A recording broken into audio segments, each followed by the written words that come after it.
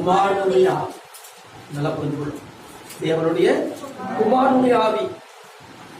ஆகவே இனி நாம் என்ன இல்லை, யார் இல்லை, அடிமை கிடையாது.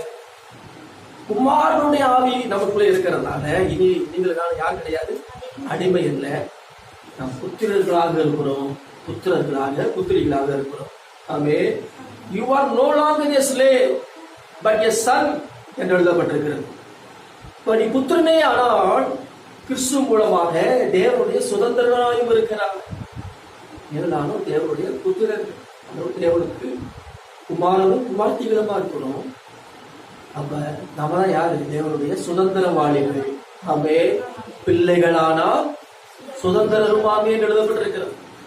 அப்புறம் அவருடைய அனைத்து ஆசீர்வாதங்களுக்கும் நாம தான் யாரு சொல்லுங்க, ஆயத்தரது சுதந்திரவாளி. அல்லேலூயா. ஏன்னா குமாரனுடைய ஆவியத்தை நமக்கு என்ன செய்திருக்கிறார், அனுப்பி இருக்கிறார். அப்ப சுதந்திரவாளி என்பதை நாம் மறந்து விடக்கூடாது. எனக்கு அன்பானவர்களே, நீங்கள் நானும் அடிமைத்தனத்தின் ஆவியை பெறவில்லை, இனி நீங்க அடிமை கிடையாது. ஆமே. சுவாசிக்கிறீங்களா?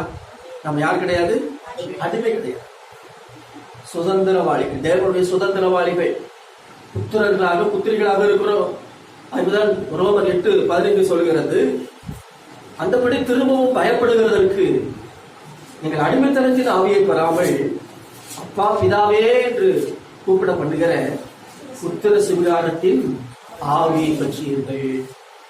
அல்லேலூயா.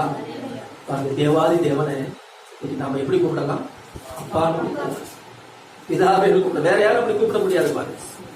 அதுதான் நமக்கு ஒரு பெரிய ஒரு ஸ்லாக்கியம். நமக்கு இன்னைக்கு அப்பான்னு கூப்பிடலாம், பிதாவேன்னு கூப்பிடலாம். ஒரு பிள்ளை அப்பாட்ட பேசுறது போல பேசலாம். ஏன் அப்படின்னா தேவன் அனுப்பியது என்ன ஆவி நமக்குள்ளே, குமாரனுடைய ஆவி. ஆமே. ஆமா, குமாரனுடைய ஆவி அனுப்பி இருக்கு. அது மாத்திரமல்ல, அவர் நமக்கு பயமுள்ள ஆவி அனுப்பவில்லை. என்ன ஆவி அனுப்பல, பயமுள்ள ஆவி அனுப்பல.